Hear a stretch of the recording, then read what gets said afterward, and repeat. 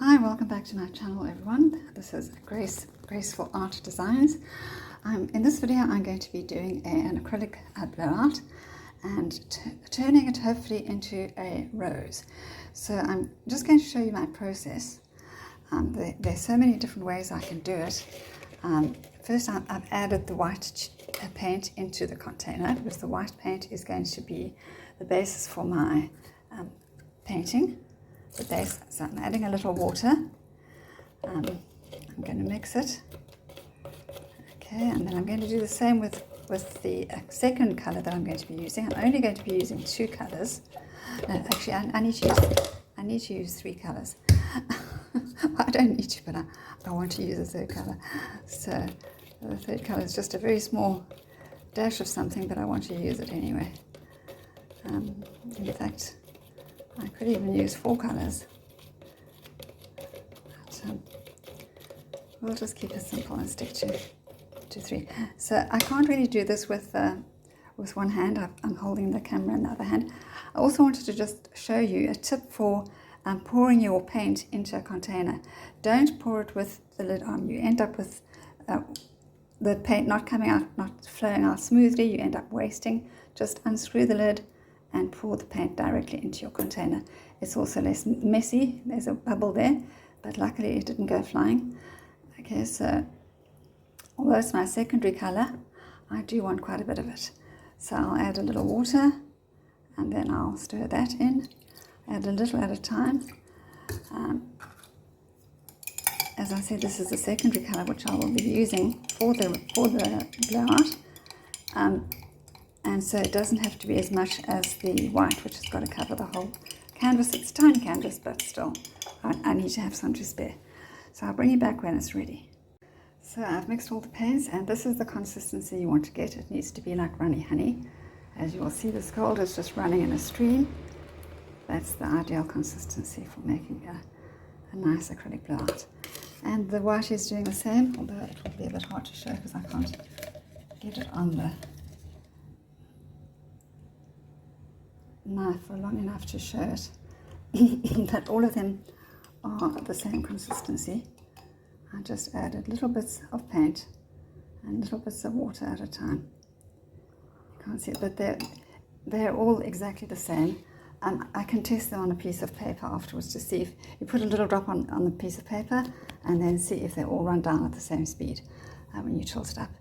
So if you want to know the colors, this is deep gold, and this is titanium white, and this is magenta, and this is permanent green light. I don't know where they come up with these names, but really I think they should just get the house in order and get some relatable names. I find it really irritating trying to remember all these strange names, which are not even really names of paints.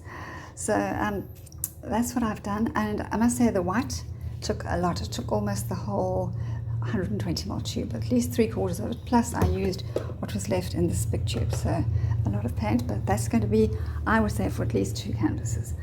I'll bring you back when I'm ready to paint. I'm going to allow the paint to stand and settle for a while because I do not use a blowtorch. I do not believe in heating acrylic paints. It's dangerous. Many artists do it, but if you read the instructions you will see it's something that they do not recommend. So I'm showing you one of my previous flowers that I blew out, and on this square there are two blooms, and they were made by putting down little puddles of colour in a circle and gold in the centre, and then blowing them out. And they're very pretty, but they're very abstract. They don't form a specific flower, a rose, but I love the colour blend. And of course I can turn this into a painting of roses, which I will do sometime in the future, but for now I want to actually blow out a painting intentionally. So I want to put colour down on here and then blow it out intentionally to form a rose. And whether it will or not, it might partially, but I will shape it into a rose while it is still wet. That's what's going to be different about this painting.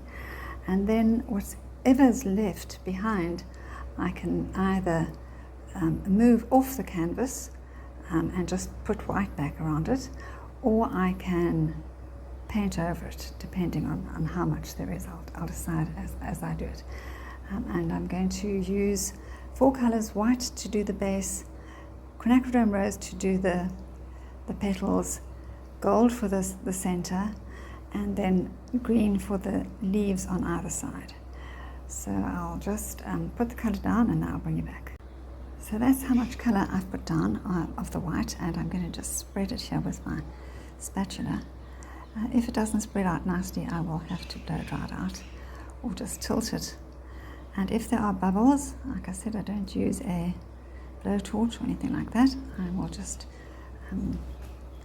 well, I probably won't see them, but if I do see them, then I will use a toothpick to pop them. But I've never really found a problem with bubbles. They settle down themselves after a while, and you just don't see them. Yeah, I've got a whole bunch for some reason. Maybe I made them with a spatula. Anyway, so maybe when I blow out the paint, I will blow them away. So that's what I'm going to do quickly now. Just blow this out, and I'll do that off camera because the noise is horrible. So I blew that off camera and it seemed to get rid of most of the bubbles. I can't see any. Anyway, it also covers the edges nicely. So now I'm going to do this with a teaspoon because I don't want to use a lot of paint. What I'm going to do is I'm going to make little drops, little puddles with a teaspoon.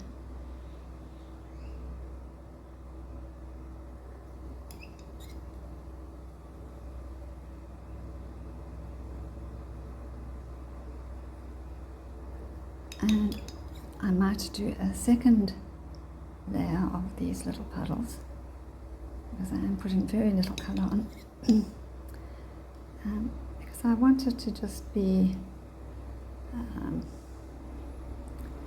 well, very evenly dispersed and not saturated.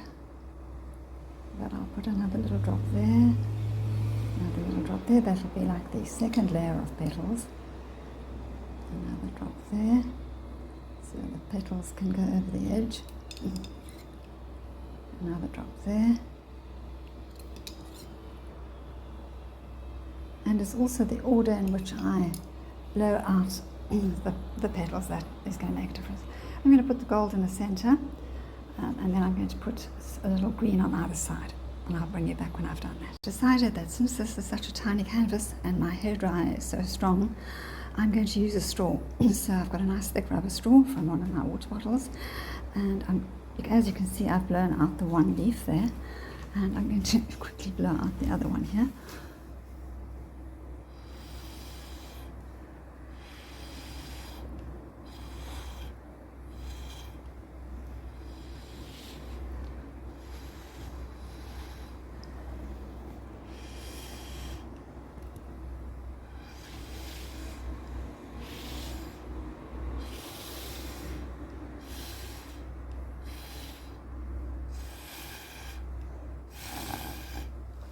Okay, so that worked fine, and now I'm going to start with the outer petals because I want the inner ones to blow over them.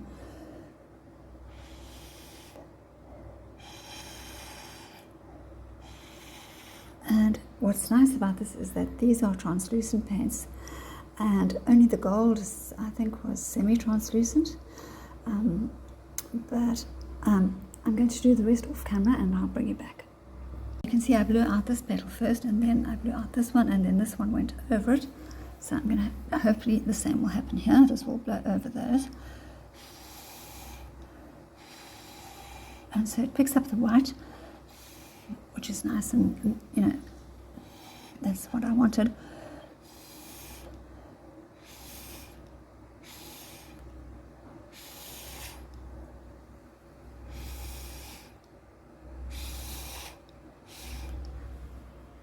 So it's blown out nicely, not as strongly as it would have with the hairdryer. You know, my mouth is obviously a very gentle blow, and so here I'm going to add I added some more colour because there just wasn't enough.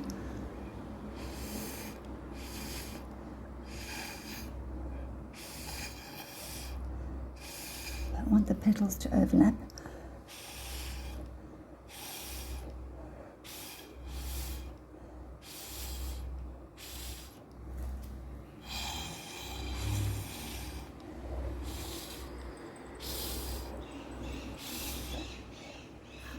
Need to put a bit more there. So with a bit more blowing, I got just the right effect, I think. I'm in two minds as to whether I should actually take the back of my paintbrush as I intended to and scallop the edges, or whether I should just leave it as it is, because it is a very pretty shape and the leaves look very realistic. And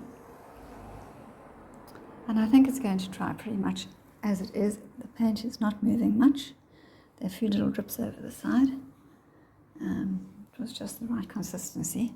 If I had used the hairdryer, it would have dispersed much more, and I would have lost the shape, and the colours would have been much more diluted. So I'll see, I might just leave it as it is, or I might work on it a bit and shape it a bit. But either way, I'll bring you back when I've decided that. Well, the only thing I think I'm doing is adding some little veins to the leaves, which I've done to those two. And I think I'll do this one the same. So with the back of the paintbrush, I'm just doing that.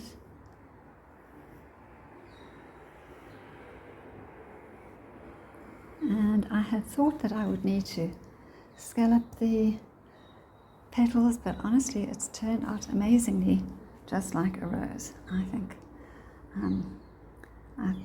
I mean, I don't have to, colour in the background. I don't have to scrape off anything that I don't like, because it's all just perfect. The centre is just a perfect opening of the centre of a rose.